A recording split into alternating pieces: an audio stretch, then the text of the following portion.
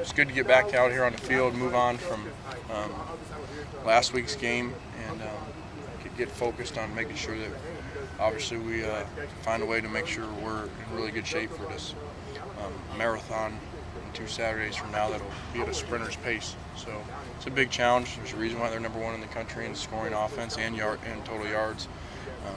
It's nothing like any of us have ever seen before, and so we'll have our hands full, and luckily we have a bye. Did the players know that you guys were going to practice at this kind of pace today, or is this something that... No, I didn't say anything. We just came out and did it. We had, over the last 2 weeks of preparation, we had picked up the pace in between plays and some more no-huddle stuff, just kind of gearing towards this game.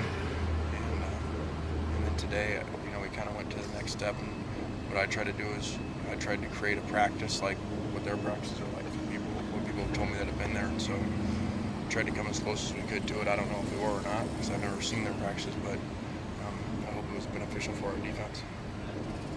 How important is it for you to get the deeper reserves work early in the week? Yeah, extremely important because of this game. Usually at a bye week, that's the focus, but this is really not just for the development because it's a bye week, but because of we're going to need to play a number of guys because of the pace they play at and the style they do. So we're going to need to have all hands on deck and have everybody ready that we can, to get us some breaks. Also, what about your running game? It's kind of taken a little back up. Yeah, it is. Dylan Baxter out. Mark Tyler's been limited. Alan Bradford was probably 70%, 80% for the game. So we've kind of relied more on the passing game. And Stanley's been banged up too. So hopefully we'll get guys back and we'll be able to be a little more balanced. Going to look at anybody else? Maybe anybody over? Is there anyone? No. I think we'll be okay. Once we do have a decent number of guys there, they just were all banged up, and hopefully they'll all be ready by the next time we play. You talked about how conditioning your defense for what they're going to face is. Do you also like the benefits that your offense can get from playing at this pace? Is that something that you can Sure. also incorporate? Yeah, you can, but I don't think that it would be in our best interest to go out and be in a no huddle and turn this into what potentially is a 180 play game between the two teams into a 220 play game. We just don't have the numbers to do that. So I think that you can not only tell what great condition their offense is in, but their defense is not going to be able to point in the fourth quarter all year long. Wish we had that stat.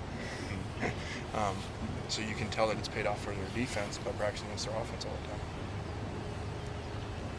Has Marquise showed you something in the last couple of weeks, earned some more playing time? They're a little more on Saturday. Yeah, we tried to get him in there a little bit, and needs to continue to be more consistent like a lot of freshmen. And so hopefully he will, and we can incorporate him some. They've probably got the smallest defensive line you're going to see. What do they do to compensate for playing guys that are, that relatively small? Yeah, I think that it really is kind of the theme of their whole team, which is speed. It's not the biggest team all around. It's really fast, and their defensive line's the same way, and they play really fast. The whole team, is in such good shape and built around speed. They make so many plays, just beating you off the ball at times. How much of a difference does it make for them when they get on grass? I don't know. They look pretty good in Tennessee when they set the all-time stadium record for largest win down there. So they're really good no matter where you play them.